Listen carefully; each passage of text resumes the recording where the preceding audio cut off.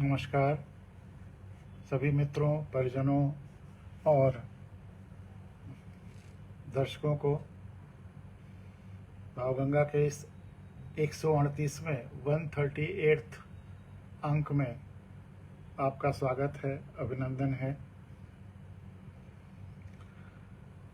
आज बहुत महत्वपूर्ण दिन है। आज भगवान बुद्ध का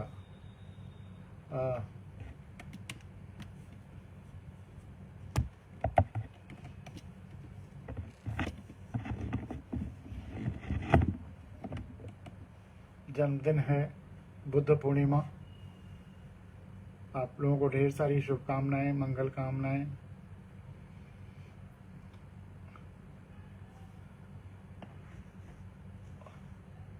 तो आज हम लोग भगवान बुद्ध पर ही चर्चा करेंगे अधिकांश, और उसके बाद अगर समय रहा तो एक कविता आपको सुनाएंगे, मुंशी प्रेमचंद की है। वैसे कुछ लोग कहते हैं कि यह हरिवंश राय बच्चन की है, लेकिन जैसा कि मैंने इसको पढ़ा है, यह मुंशी प्रेमचंद की ही है। बच्चन जी ने भी इसको सुनाया है, ये बात दूसरी है, अपनी आवाज में, तो वो सुनाएंगे। सबसे पहले भगवान बुद्ध का अहिंसा, प्रेम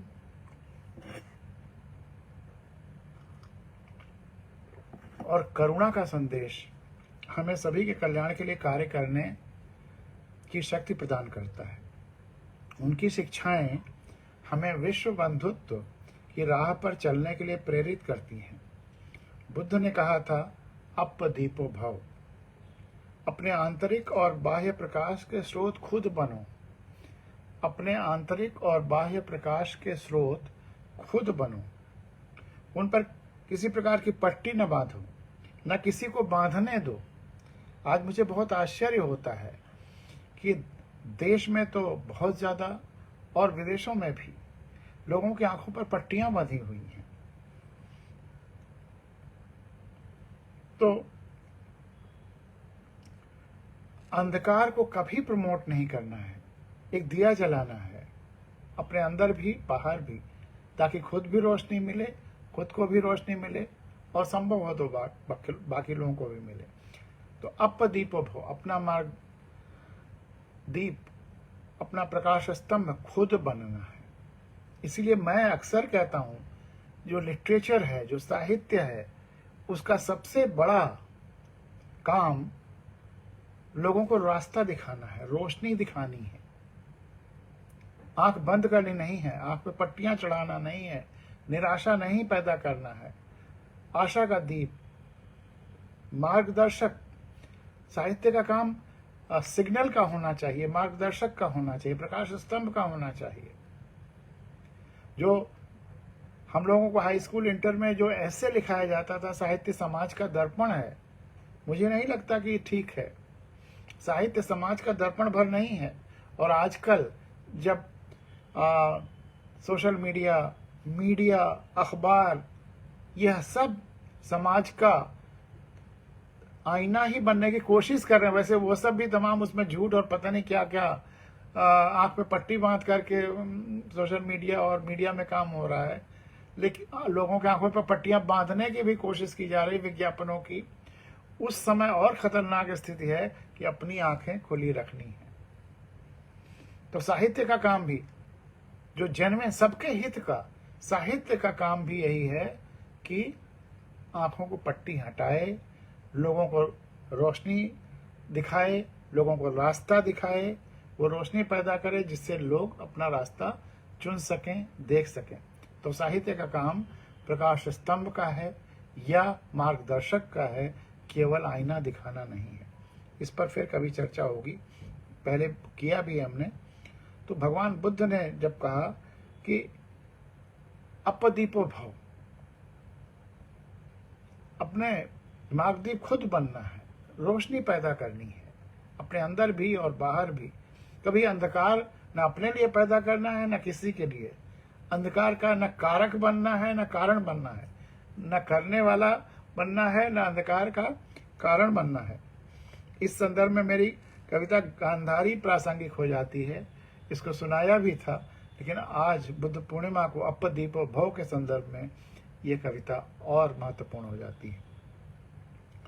गांधारी, तुमने अपनी आंखों पर स्वयं पट्टियां बांध ली पतिव्रत धर्म निभाने के लिए।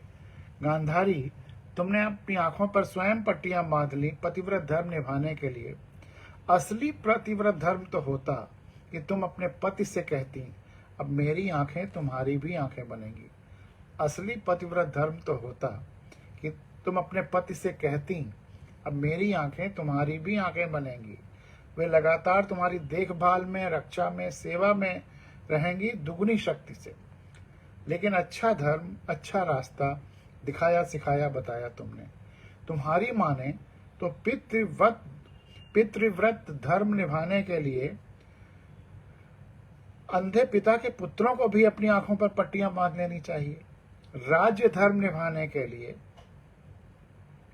अंधे राजा की प्रजा को भी अपनी आंखों पर पट्टियां बांध लेनी चाहिए कि प्रजा राजा से अधिक कैसे देखे। अच्छा, चलो मान भी लें कि अति भावुकता में बांध ही ली तुमने आंखों पर पट्टियां कि तुम अपने पति से अधिक कैसे देखती। पति के अहंकार को, श्रेष्ठता के एहसास को चोट नहीं पहुंचाना चाहती थी, ठेस नहीं पहुंचाना चाहती थी। लेकिन फिर यह झूठा भ्रम और प्रचार, इस झूठे भ्रम और प्रचार ने मुझे बहुत हॉन्ट किया और ये कविता लिखने को मजबूर किया। लेकिन फिर यह झूठा भ्रम और प्रचार कि पट्टी बांधे बांधे तुम्हारी आंखों में इतनी शक्ति आ गई है कि तुम जिसे भी देखोगी वो फौलाद का हो जाएगा। इस झूठे भ्रम और प्रचार को क्या कहेंगे? कोई कुछ भी कहता, जमाना कुछ भी कहता, एक मां होकर भी, मां सारे अवतारों से बड़ी है, एक मां होकर भी तुम्हें यह कैसे विश्वास हो गया कि तुम्हारी आंखों में उस मां की विह्वल आंखों से अधिक शक्ति आ गई जो निरंतर लगातार अपने बच्चे को स्नेहिल भोली आंखों से देखती रहती है, निरखती रहती है, दुलारती रहती है और उसका लालन पालन भी करती रहती है, अपने कर्तव्यों का पालन भी करती रहती है। तुम्हारा इस दुष्प्रचार, जो गलत प्रचार किया गया, उसमें विश्वास कर लेना कि कर्तव्य पालन की तुलना में कर्तव्यहीनता से अधिक शक्ति आ जाती है। तुम्हारा इस दुष्प्रचार में विश्वास कि कर्तव्य पालन की तुलना में कर्तव्यहीनता में से अधिक शक्ति आ जाती है या कर्तव्यहीनता में अधिक शक्ति निहित है, भविष्य में कितना नुकसानदेह हुआ है तुम सोच भी नहीं सकती। तुम्हारी देखा देखी आज भी अनगिनत लोग अपनी अपनी आंखों पर तरह तरह की पट्टियां बांधे बैठे हैं। अंधविश्वासों की पट्टी, पदों और विशेषणों की पट्टी, दुराग्रहों पूर्वाग्रहों की पट्टी, समूह, भीड़, समुदाय की पट्टी और लोभ, ग्रीड और लेटेस्ट जो पट्टी है सबसे खतरनाक, विज्ञापनों की पट्टी। सुबह से शाम तक एक झूठ देखते रहिए और एक झूठ का एहसास करते रहिए, देखेंगे क्या जब आंख पर पट्टी बंधी या वही विज्ञापनों की पट्टी बंध गई है, बस उसके अलावा कुछ दिखाई ही नहीं दे रहा है सुबह से शाम तक।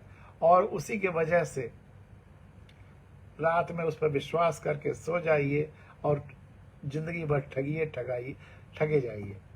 तो लोभ और विज्ञापनों की पट्टी, इस भ्रम में ये फर्ज और धर्म भी निभ रहा है और लगातार शक्ति भी अर्जित होती जा रही है। भला ऐसा संभव है?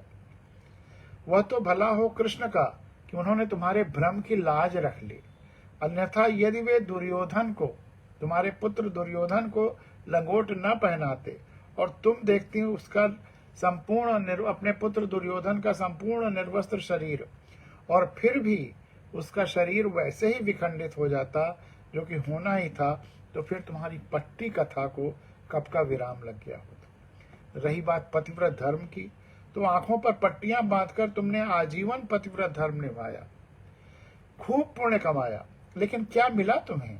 इतने पुण्य का क्या प्रताप प्रभाव रहा? तुम, तुम्हारा परिवार, पति, पुत्र, परिजन, क्या कोई सुखी हुए? तुम, तुम्हारा परिवार, पति, पुत्र, परिजन, यह राज्य, क्या कोई सुखी हुए? फिर ऐसे व्रत, ऐसे पुण्य कमाने का फायदा? आंखों पर पट्टियां बांधने से पतिव्रत धर्म तो शायद निभ ही गया हो, लेकिन क्या इससे पुत्रों प्रपौत्रों के पालन पोषण में पुत्र धर्म निभाने में बाधा नहीं आई? राजधर्म निभाने में बाधा नहीं आई? प्रकृति धर्म निभाने में बाधा नहीं आई? क्या पुत्र धर्म, राजधर्म, प्रकृति धर्म पतिव्रत धर्म का हिस्सा नहीं है? क्या धर्म को टुकड़ों टुकड़ों में बांटा जा सकता है? काश तुम विराट अविभाज्य धर्म का मर्म समझ पाती। काश तुम विराट अविभाज्य धर्म का मर्म समझ पाती। वैसे सारा धर्म निभाने का जिम्मा क्या तुम्हारा ही था? क्या धृतराष्ट्र का कोई धर्म नहीं था? धृतराष्ट्र को भी तो पत्नी व्रत धर्म निभाने के लिए, पुत्र धर्म, राजधर्म, प्रकृति धर्म निभाने के लिए आदेश देना चाहिए था तुम्हें कि तुम अपनी आंखों की पट्टियां खोल दो, कि तुम अपने आंखों की पट्टियां खोल दो। तो ये रहा गांधारी कविता, जो हमें अपने आंखों की पट्टियां खोलने के लिए मजबूर करती है, या झटाक से हमारी आंखों की पट्टियां खोलती है। और जो सनातन मंत्र है, तमसो मां ज्योतिर्गमय, असतो मां सदगमय, असत्य से सत्य की ओर और अंधेरे से प्रकाश की ओर जाना है। लेकिन अगर हमने अपनी यात्रा अंधेरे से प्रकाश की कर भी ली, लेकिन आंखें पर पट्टी बांध के की या आंखें बंद करके की, तो यह यात्रा ही निरर्थक हो गई। इसलिए हमें यह यात्रा आंखों को खोल करके अपदीपो भव हो करके करना है। यही बुद्ध का सबसे बड़ा संदेश है। और तमसो मां ज्योतिर्गमय, असतो मां सदगम, सत्य को जितना बुद्ध ने साधा है और जितना गहराई से महसूस किया है और जितना सत्य के प्रयोग किए हैं बुद्ध ने, उतना शायद ही मानवता के इतिहास में किसी ने किया हो। सत्य के प्रयोग बुद्ध ने किए हैं। युधिष्ठिर धर्मराज भले ही माने जाते हो, लेकिन वो तो अर्ध सत्य बोल रहे हैं। अश्वस्थामा मरो नरो अकुंजरो, युधिष्ठिर बोल रहे हैं, वो धर्मराज हैं। कैसे? धर्मराज अगर कोई है तो बुद्ध है।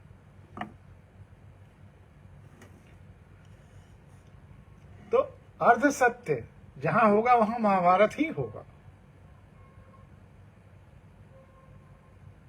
बहुत समझने की बात है कि जहां भी अर्ध सत्य बोले जाएंगे वहां महाभारत ही होगा।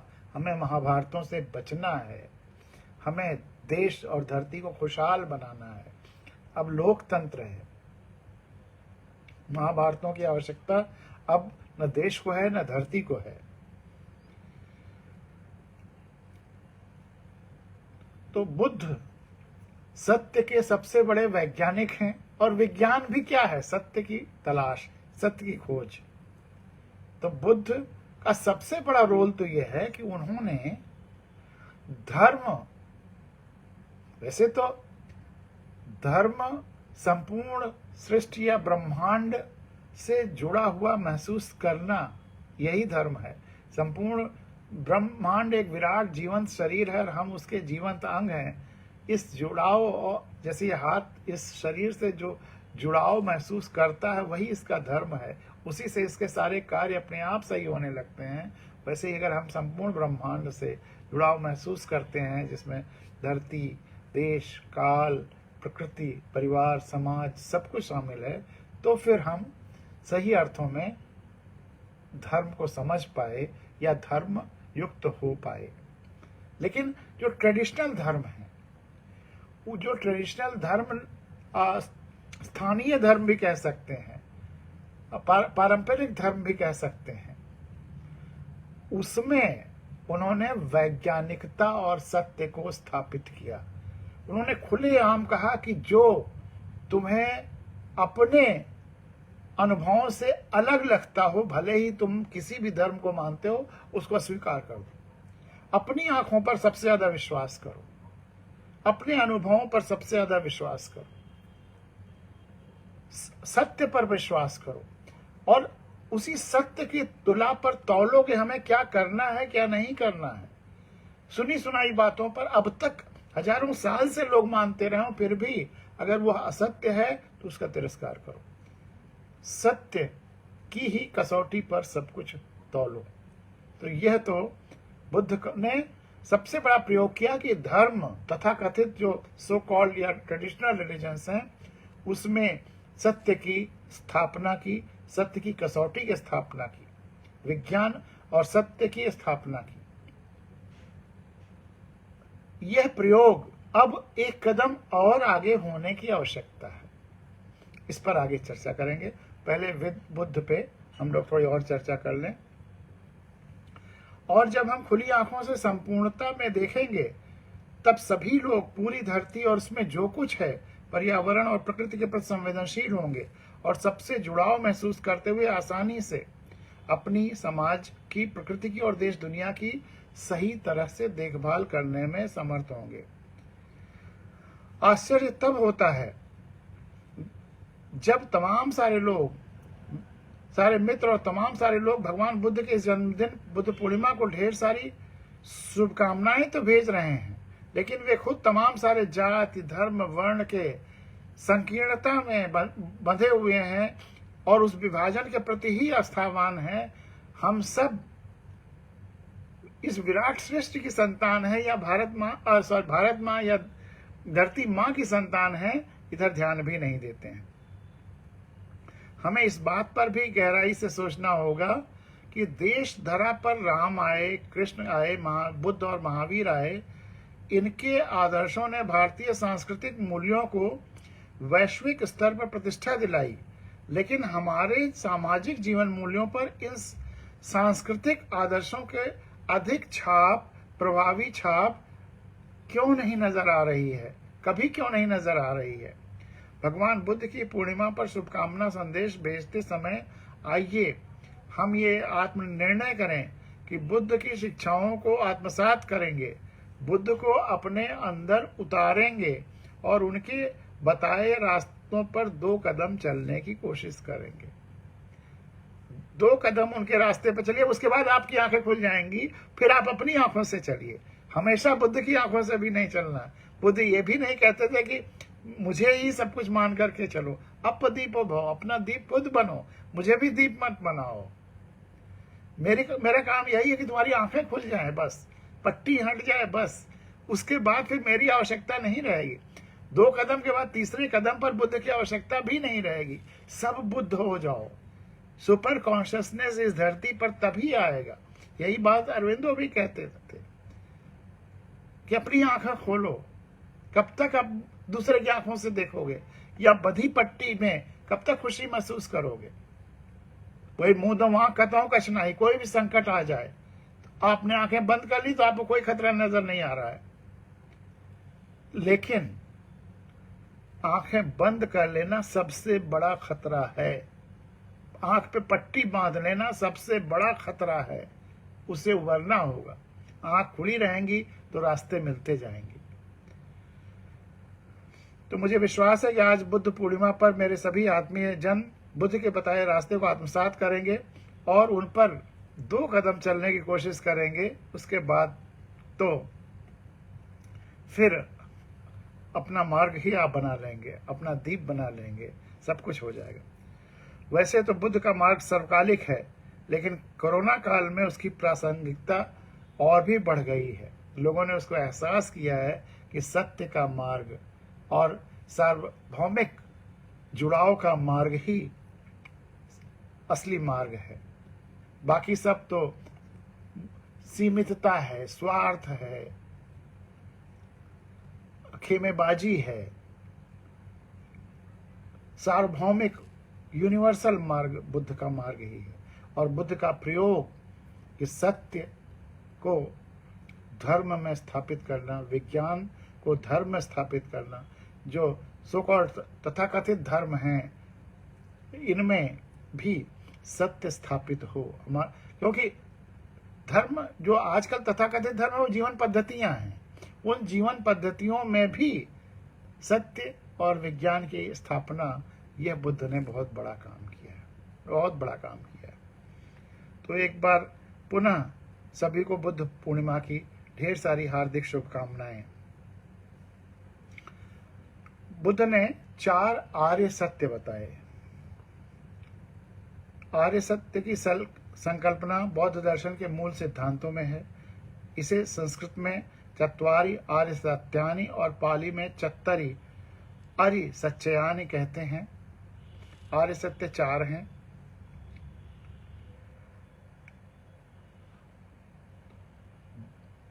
पहला, संसार में दुख है। दूसरा, दुख के कारण है। तीसरा, निरोध इसका ही क्या है, दुख के निवारण है। और चौथा, निवारण के लिए अष्टांगिक मार्ग है। और अष्टांगिक मार्ग में जो पहला अंग है, जानते हैं क्या है? सम्यक दृष्टि। पट्टी बांध के कौन से सम्यक दृष्टि आएगी?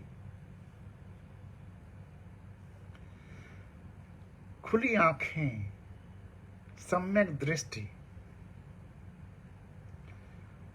तो प्राणी जन्म भर विभिन्न दुखों की श्रृंखला में पड़ा रहता है और दुख का कारण वही असत्य या गलत जीवन पद्धति, आंखों का बंद होना, अफवाहों पर विश्वास करना, सुनी सुनाई बातों पर विश्वास करना, अपने ऊपर विश्वास न होना, अपनी आंखों पर, अपनी इंद्रियों पर विश्वास न होना। आप कुछ और देख रहे हैं, कहीं कोई धर्म या कोई व्यक्ति कुछ और कह रहा है, आप उस पर विश्वास कर रहे हैं, आपको जो दिखाई पड़ रहा है उसको नहीं मान रहे हैं। इतनी बड़ी विडंबना के साथ अगर हम जीवन जिएंगे तो क्या होगा?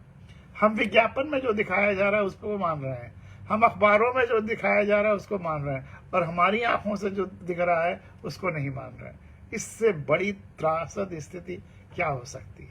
अगर हम जरा भी बुद्ध को मानते हैं तो अपनी आंखों को तो खोला रखें। प्राणी जन्म भर विभिन्न दुखों की श्रृंखला में पड़ा रहता है। यह दुख आर्य सत्य इसलिए बन जाता है। संसार के विषयों के प्रति जो तृष्णा है वह भी आर्य सत्य है। तृष्णा वो साधो सहज समाधि भली, उसको आप कबीर के याद करिए कि तृष्णा 2 है, एक तो सम्यक और एक लोभ वाली।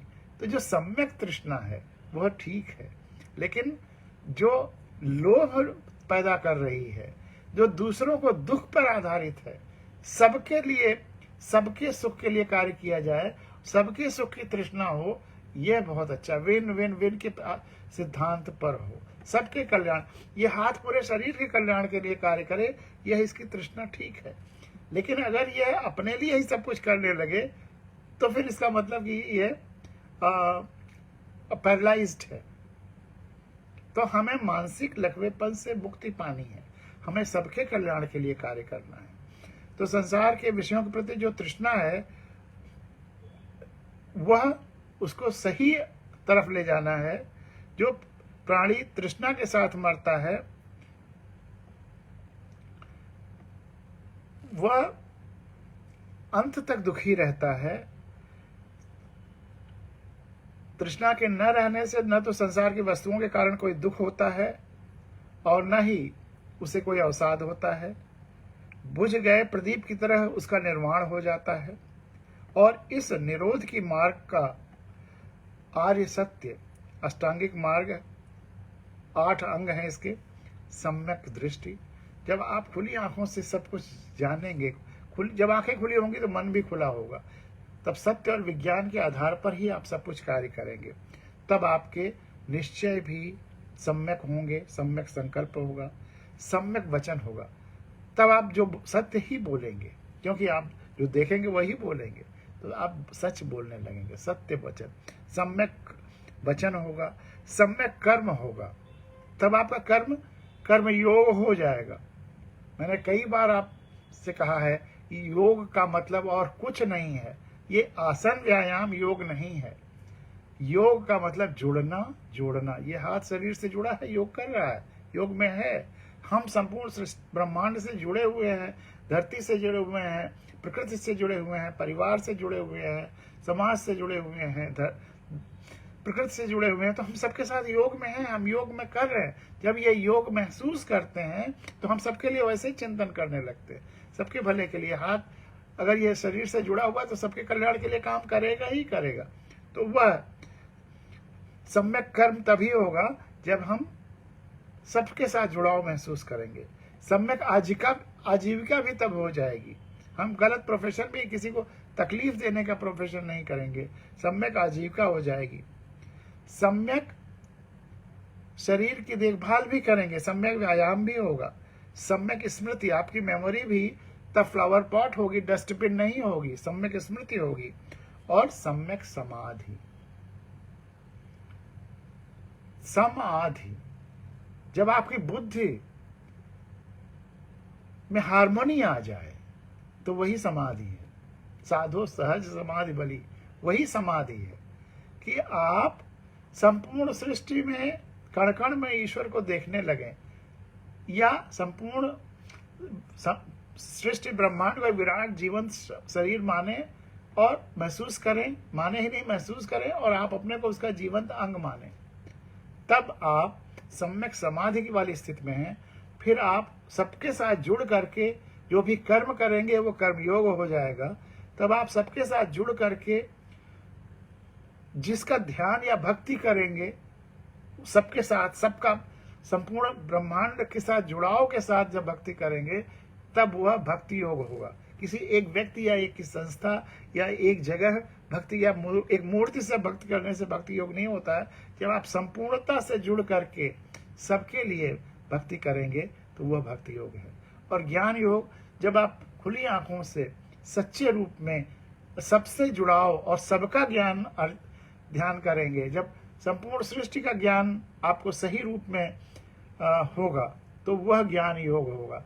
आप सीमित ज्ञान की जगह पे असीमित उस सारे सृष्टि और ब्रह्मांड, उसके सारे फेनोमेनाज, उसमें जो कुछ है सच्चाई के साथ जब उसको समझने की कोशिश करेंगे तो वह ज्ञान योग होगा। सीमित, कहीं भी जहां सीमितता है वहां योग नहीं हो सकता। योग के लिए सबका, पूरी सृष्टि, पूरा ब्रह्मांड, पूरी धरती, पूरी प्रकृति, पूरा परिवार, पूरा समाज, सबका किस लिए काम करें तो कर्मयोग है। सबके लिए सबका ज्ञान लें, सबका हालचाल लें, सबके बारे में जानकारी लें तो वो ज्ञान योग है। और सबके कल्याण की बात करें तो वो भक्ति योग है। सबके भक्ति, सबके कल्याण, तो वह सम्यक समाधि यही है कि जब आप सबके लिए काम करने लगते हैं, कर्मयोग, ज्ञान योग, भक्ति योग सब आ जाता है और आप हर जगह वही दिखाई देने लगे। लाली मेरे लाल की जित देखूं तित लाल, लाली देखन मैं गई मैं भी हो गई लाल। तो जब वह स्थिति आ जाती है, सहज समाधि आ जाती है, तो वह समाधि सम्यक समाधि है। तो इस आर्य मार्ग को सिद्ध कर व्यक्ति अपने दुख का निवारण कर लेता है। तो यह तो दुख के लिए बौद्ध दर्शन का है और सत्य पर आधारित ही, क्योंकि शुरुआत ही सम्यक दृष्टि से है कि हमें सत्य ही देखना है, सत्य के अलावा कुछ नहीं देखना। जो पातंजल योग सूत्र के 2 मंत्र हैं, 2 सूत्र हैं, वो बुद्ध पर पूरी तरह से लागू है। पहला, जो सत्य को साध लेता है, वह जो भी बोलता है वो सत्य हो जाता है। और दूसरा, जो अहिंसा को साध लेता है, उसके पास जो भी आता है अहिंसक हो जाता है। अंगुलीमाल बुद्ध के पास आता है, दूर से 99 उंगलियां काट करके, और वो माला 100 की पूरा करने के लिए बुद्ध के बारे में सुना, कहा कि 100वीं इन्हीं की उंगली लेकर के 100 पूरा करके माला पहनूंगा पूरा। आता है धीरे धीरे, बुद्ध न डरते हैं न घबराते हैं और उसे देखते रहते हैं। बुद्ध की दृष्टि जब उस पर पड़ती है और उनके शरीर का जो मैग्नेटाइजेशन का इफेक्ट उस पर होता है, जैसे जैसे आता है बदलता जाता है। अद्भुत वो प्रकरण है। और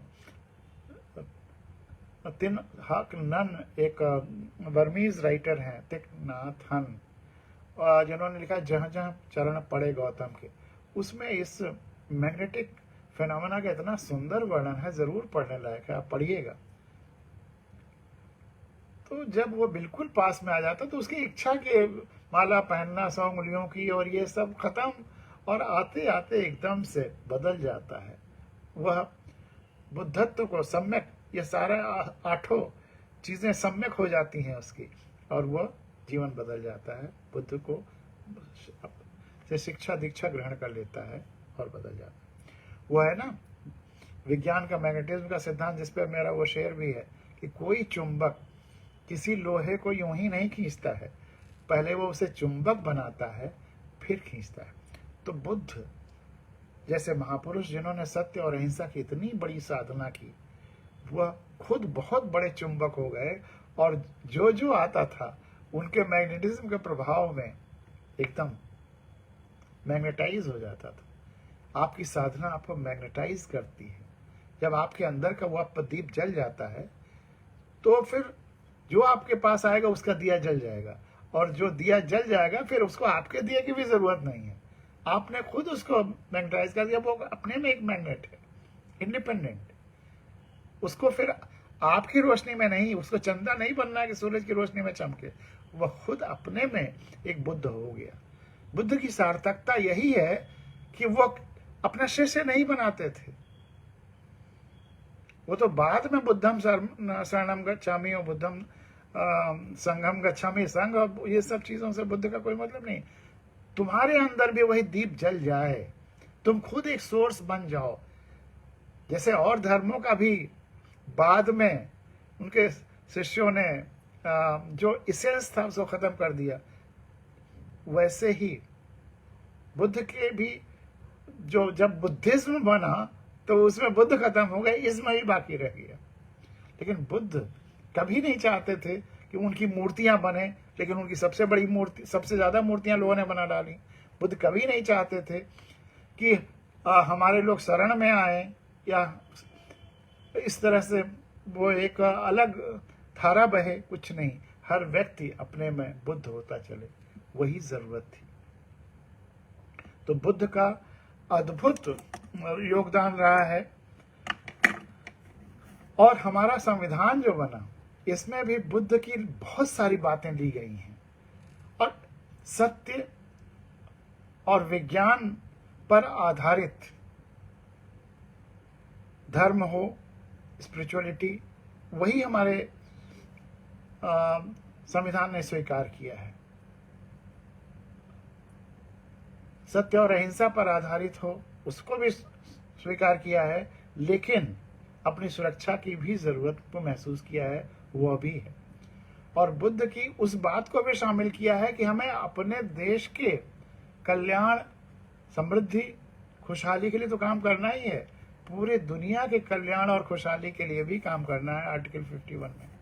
तो हमारा संविधान भी सबसे ज्यादा अगर किसी से प्रभावित है, किसी व्यक्तित्व या विचारधारा से, तो वो बुद्धिज्म का है। और ये जो प्रभाव है, कुछ लोग कहेंगे कि अंबेडकर जी की वजह से है, नहीं, ये 400 जो संविधान सभा के लोग थे, उनकी जो भी चर्चाएं हुई वही लिखा गया है। किसी एक व्यक्ति ने संविधान नहीं बनाया है, न एक व्यक्ति की इच्छाओं के अनुरूप बनाया गया है। ये 400 लोगों ने मिल करके वह अमृत तैयार किया है जो भारत का संविधान है, और उसमें बुद्ध हर जगह प्रकाश, उनके से प्रकाश आ रहा है, और सबसे ज्यादा सत्य और वैज्ञानिकता का। तो ये तो बुद्ध पर चर्चा पिछले साल जो मैंने शुभकामनाएं दी थी उसके साथ जो भेजा था वो था। लेकिन एक बात अभी जो मैंने कहा था कि उसको बाद में अंत में चर्चा करेंगे, कि बुद्ध ने जो एक वैज्ञानिक की दृष्टि से, धार्मिक वैज्ञानिक की दृष्टि से, या साइंटिस्ट ऑफ रिलीजन्स की दृष्टि से जो काम किया है, कि ट्रेडिशनल रिलीजन्स में सत्य और विज्ञान को स्थापित किया है, और हर इंडिविजुअल में इमेंस पोटेंशियलिटी है, अनंत क्षमताएं हैं, हर व्यक्ति में बुद्ध होने की क्षमता है, वह बताया है। अपना मार्ग दीप खुद बनने की क्षमता है, वह बनाया है, उसके लिए झकझोरा है। तो सत्य और विज्ञान जो दर्शन के विषय थे, क्योंकि फिलॉसफी भी और कुछ नहीं है सत्य की तलाश, और विज्ञान भी कुछ नहीं है सत्य की तलाश। धर्म जो रूढ़ियों, अंधविश्वासों और तमाम तरह तरह के रीति रिवाजों पर आधारित हो गई थी, उसमें कुछ सत्य भी हो सकते हैं, कुछ असत्य भी हो सकते हैं, कुछ शुद्ध लोकल हो सकते हैं, लेकिन फिर उसको दूसरी जगह पे जहाँ के लिए वो उचित नहीं है, वहां पे सम्यक नहीं है, वहां क्यों फिर फोर्स किया जाए। तो इसलिए बुद्ध ने कहा कि आप अपने हिसाब से अपने फैसले करिए, अपना धर्म आप अपने हिसाब से तैयार कर। हर व्यक्ति का धर्म अलग अलग है। तो बुद्ध ने धर्म में सत्य और वैज्ञानिकता को ही महत्व दिया। सत्य और वैज्ञानिकता की कसौटी पर धर्म को कस करके और उसको स्थापित किया, बहुत बड़ा काम किया। और इसीलिए क्योंकि उसमें कोई इज्म नहीं था, कोई क्षेत्रवाद नहीं था, कोई व्यक्तिवाद नहीं था, तो इसलिए पूरी दुनिया में सबसे ज्यादा फैलता चला गया बिना किसी लड़ाई के। वैचारिक क्रांति, अनुशासित इनकलाब बुद्ध ने किया। लोग खुद उनकी बातों को ले लेकर के आगे बढ़ते बढ़ाते चले गए। आज बुद्ध की जरूरत है।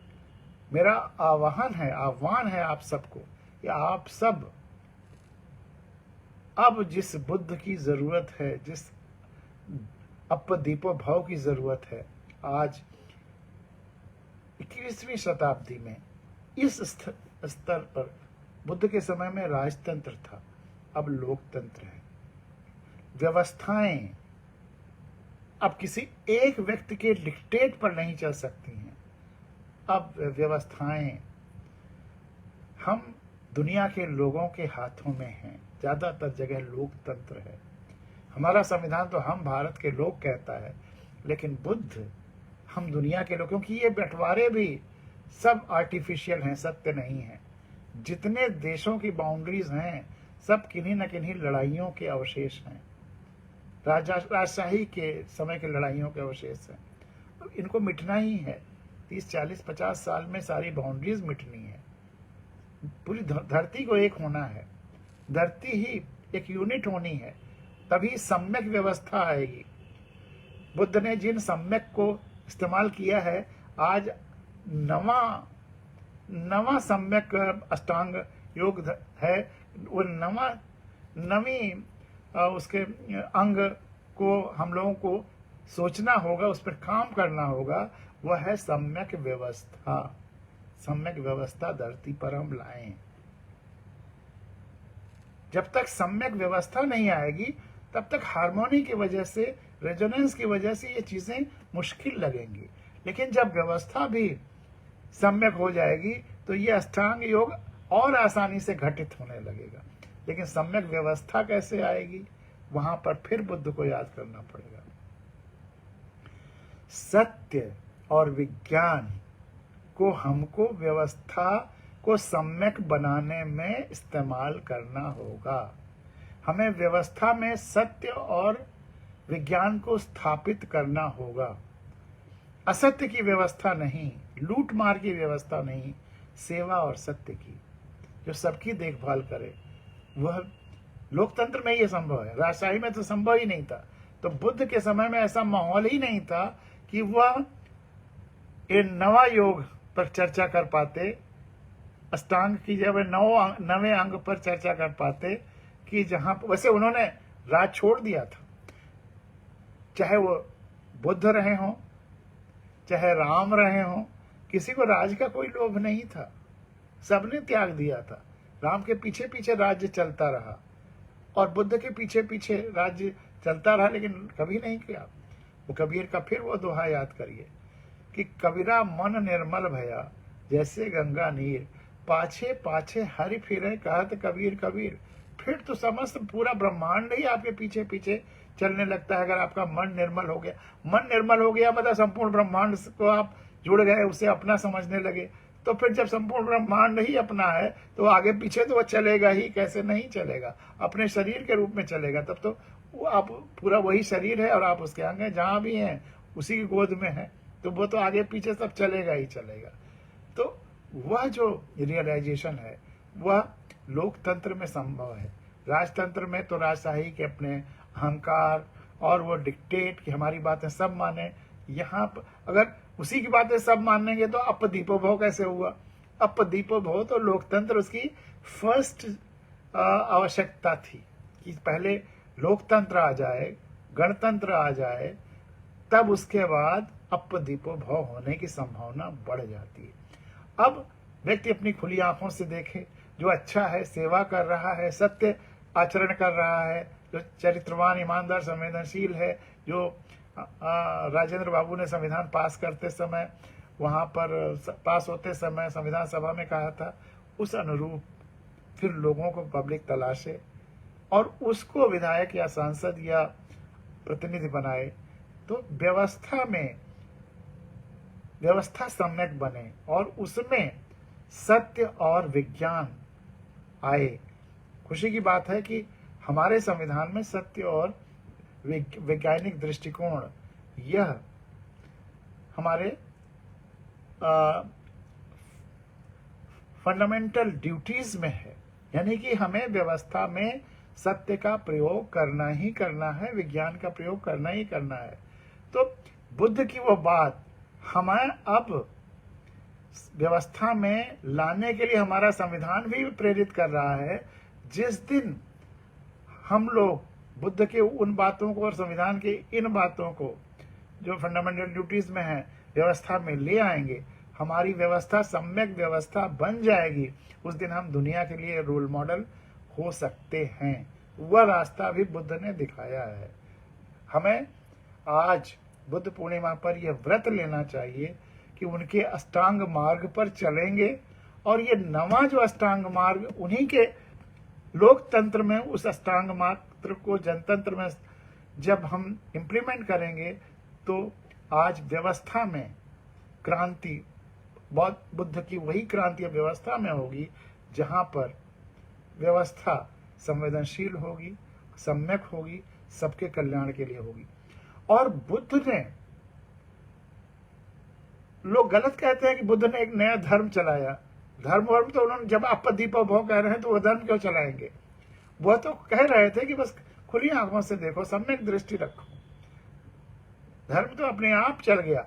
और मजे की बात कि हिंदू और बुद्ध धर्म भी आपस में क्लैश करने लगे, जबकि बुद्ध धर्म ने और कुछ नहीं कहा था। जो सनातन धर्म की बात ना कहिए, धर्म ना कहिए, जो सनातन संस्कृति थी और जो सनातन बातें थी उसी को रीइंफोर्स किया, पुनर्जागरण किया। आखिर अस्तो मां सद्गमय, तमसो मां ज्योतिर्गमय, वसुधैव कुटुंबकम, सर्वे भवन्तु सुखिनः। बुद्ध ने और क्या नया कहा? यही तो कहा है और इसी के तो तरीके बताए हैं।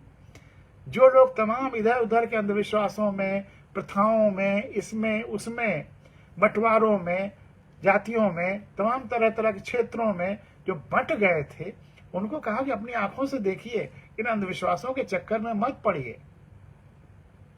जो मतलब पिंडदान करने से ये होता है, पितृभोज कराने से ये होता है, और उसमें फिर कितने तरह तरह की ठगई शामिल हो गई, क्या क्या नहीं होने लगा। उस सब से मुक्त, गरीबों को क्या क्या नहीं झेलना पड़ता था। इन सब से मुक्ति दिलाने के लिए, वास्तविक मनुष्य को मनुष्यता प्रदान करने के लिए जो उन्होंने काम किया, वही सनातन संस्कृति को पुनर्जीवित करने की कोशिश की। मतलब असली हिंदू धर्म तो बुद्ध ने स्थापित किया। बुद्ध हिंदू धर्म में जो कमियां आ गई थी उसको उन्होंने शुद्धिकरण किया। तो बुद्ध तो हिंदू धर्म को सुधारने का काम किया, उन्होंने नया धर्म चलाया ही नहीं। ये तो हम कहते हैं कि बुद्ध धर्म, लेकिन बुद्ध को कोई धर्म अलग से है ही नहीं, वो तो अपदीपोभव। आप अपनी आंख खोल लीजिए और अपना धर्म अपना बन जाइए, आपका धर्म अपने आप बन जाएगा। बुद्ध ने तो धर्म को जकड़न से मुक्त किया। या तो समष्टि से जुड़ाव ही धर्म है, या आपके लिए जो सबसे खुली आंखों से देखने के बाद जो आचरण सबसे शुभ आपके लिए है वो आपका धर्म है। तो बुद्ध को समझने के लिए खुली आंखें जरूरी हैं, और बुद्ध को आज सबसे ज्यादा जरूरत है कि हम में से हर एक बुद्ध बन जाए, अपनी आंखें खोल ले और व्यवस्था में सम्यक व्यवस्था ले आए। बस इसकी शुभकामनाएं हैं। और अंत में वो कविता जो मुंशी प्रेमचंद की है, लेकिन कुछ लोगों ने उसको गलती से हरिवंश राय बच्चन की भी मान ली है, क्योंकि उन्होंने इसको पढ़ा था कभी। ख्वाहिश नहीं मुझे मशहूर होने की, ख्वाहिश नहीं मुझे मशहूर होने की, आप मुझे पहचानते हो, बस इतना ही काफी है। ख्वाहिश नहीं मुझे मशहूर होने की, आप मुझे पहचानते हो, बस इतना ही काफी है। अच्छे ने अच्छा और बुरे ने बुरा जाना मुझे, अच्छे ने अच्छा और बुरे ने बुरा जाना मुझे। जिसकी जितनी जरूरत थी उसने उतना ही पहचाना मुझे, जिसकी जितनी जरूरत थी उसने उतना ही पहचाना मुझे। जिंदगी का फलसफा भी कितना अजीब है, जिंदगी का फलसफा भी कितना अजीब है। शामें कटती नहीं, शामें कटती नहीं और साल गुजरते चले जा रहे हैं, शामें कटती नहीं और साल गुजरते चले जा रहे हैं। एक अजीब सी दौड़ है ये जिंदगी, एक अजीब सी दौड़ है ये जिंदगी। जीत जाओ तो कई अपने पीछे छूट जाते हैं, जीत जाओ तो कई अपने पीछे छूट जाते हैं, और हार जाओ तो अपने ही पीछे छोड़ जाते हैं, और हार जाओ तो अपने ही पीछे छोड़ जाते हैं। बैठ जाता हूँ मिट्टी पे अक्सर, बैठ जाता हूँ मिट्टी पे अक्सर, मुझे अपनी औकात अच्छी लगती है। बैठ जाता हूँ मिट्टी पे अक्सर, मुझे अपनी औकात अच्छी लगती है।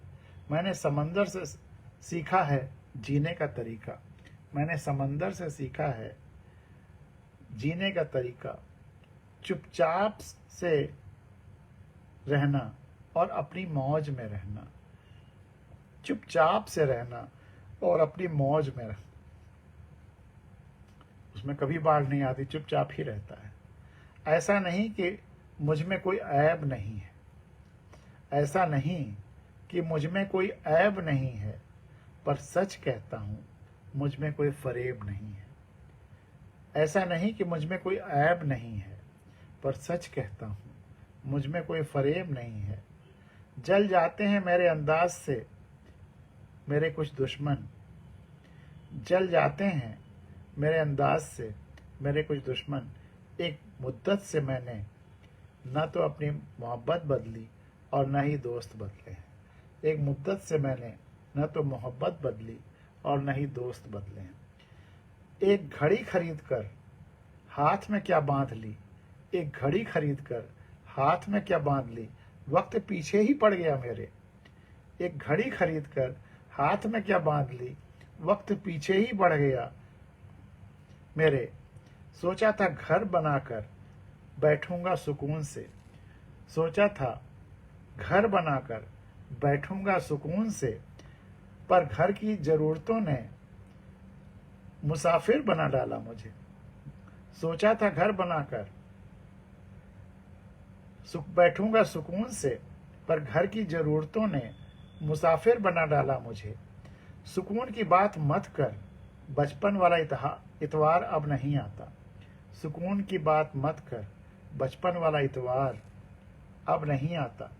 जीवन की भागदौड़ में क्यों वक्त के साथ रंगत खो जाती है, जीवन के भागदौड़ में क्यों वक्त के साथ रंगत खो जाती है। हंसती खेलती जिंदगी भी आम हो जाती है, हंसती खेलती जिंदगी भी आम हो जाती है।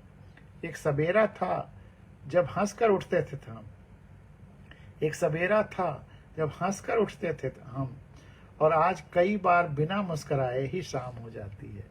और आज कई बार बिना मुस्कराए ही शाम हो जाती है। कितने दूर निकल गए रिश्तों को निभाते निभाते, कितने दूर निकल गए रिश्तों को निभाते निभाते।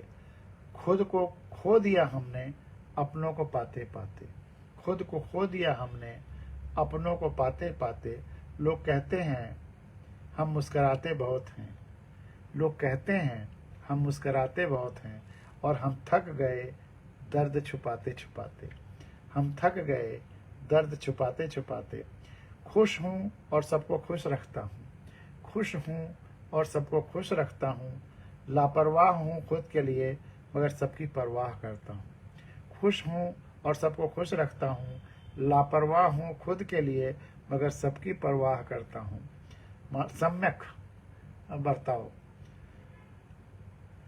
मालूम है कोई मोल नहीं है मेरा, मालूम है कोई मोल नहीं है मेरा, फिर भी कुछ अनमोल लोगों से रिश्ते रखता हूँ। मालूम खुश हूँ और सबको खुश रखता हूँ। लापरवाह हूँ खुद के लिए मगर सबकी परवाह करता हूँ। मालूम है कोई मेल नहीं है मेरा, कोई मोल नहीं है मेरा, कुछ अनमोल लोगों से रिश्ते रखता हूँ, कुछ अनमोल लोगों से रिश्ते रखता हूँ।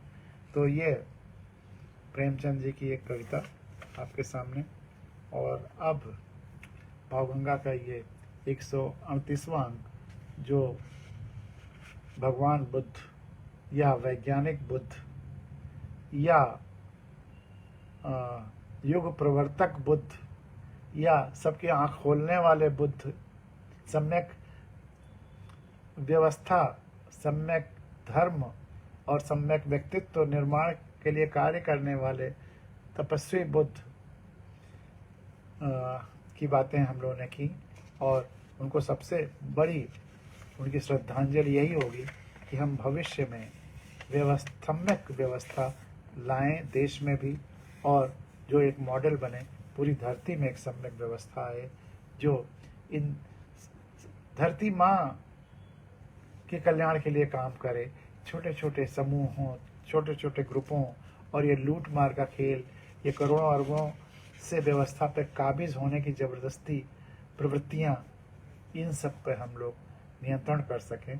सम्यक व्यवस्था आए और व्यवस्था में शांति, सत्य और वैज्ञानिकता आए। इसकी सबसे ज़्यादा ज़रूरत है देश को भी और धरती को भी। देश और धरती को वहाँ ले जाना है। और जो मैं हैंडपंप वाला एग्जाम्पल देता हूँ कि वो एक शेर तो सुनाया ही था बुद्ध के संदर्भ में ही कि कोई चुंबक किसी लोहे को यूं ही नहीं खींचता, पहले वो उसे चुंबक बनाता है फिर खींचता है। और हमारी व्यवस्था, हमारा जनतंत्र जब राजशाही से अब आया, हमारी व्यवस्था, हमारा जनतंत्र बहुत कुछ हैंडपंप जैसा होता है। पहले गंदा मटमैला फिर साफ पानी खींचता है। तो ये जो साफ पानी आएगा वह सत्य और वैज्ञानिकता के आधार पर आएगा, बुद्ध के मार्ग पर ही आएगा। जब सब लोग अपदीपो भव हो जाएंगे, अपने दीप बन जाएंगे, आंखों पर पट्टियां नहीं बांधेंगे, अफवाहों और दूसरों की आंखों से, अंधभक्त होने से, अंधभक्ति से और अंधेपन से अपने को बचाएंगे, तब वह सम्यक व्यवस्था भारत में भी आएगी, दुनिया में भी आएगी। और हम लोग उसके लिए अभी कार्य, हमको हमारी जिम्मेदारी है कि उसके लिए हम सब काम करें। खास करके इतना ही कि जनतंत्र का सही अर्थ लोगों को बताएं, सत्य और वैज्ञानिकता व्यवस्था में कैसे लाई जा सकती है, वह प्रयोग कैसे किया जा सकता है, इसके बारे में लोगों को बताएं। और इसका चमत्कार हो रहा है, मैं देख रहा हूँ माइक्रो लेवल पे। भौतिक विज्ञान का विद्यार्थी होने की वजह से माइक्रो लेवल पे इसको कई जगह सफल होते देखा है ये प्रयोग, और मैक्रो लेवल पे भी देश दुनिया में भी ये होगा। समय लगेगा, 20, 30, 40 साल भी लग सकते हैं, लेकिन वह परिवर्तन आएगा। अष्टांग योग के बाद ये नवा अंग सम्यक व्यवस्था को आना है, सत्य और विज्ञान के आधार पर, संवेदना के आधार पर व्यवस्था। तो इसी के साथ आज की इस भावगंगा के 138वें अंक में जो हमने बुद्ध पर चर्चा की, उसको यहाँ समाप्त करते हुए आप सबको एक बार फिर बुद्ध के जन्मदिन पर बुद्ध पूर्णिमा की शुभकामनाएं और शुभ रात्रि के साथ यहीं पर ये प्रोग्राम समाप्त करते हैं। बहुत बहुत धन्यवाद, बहुत बहुत धन्यवाद।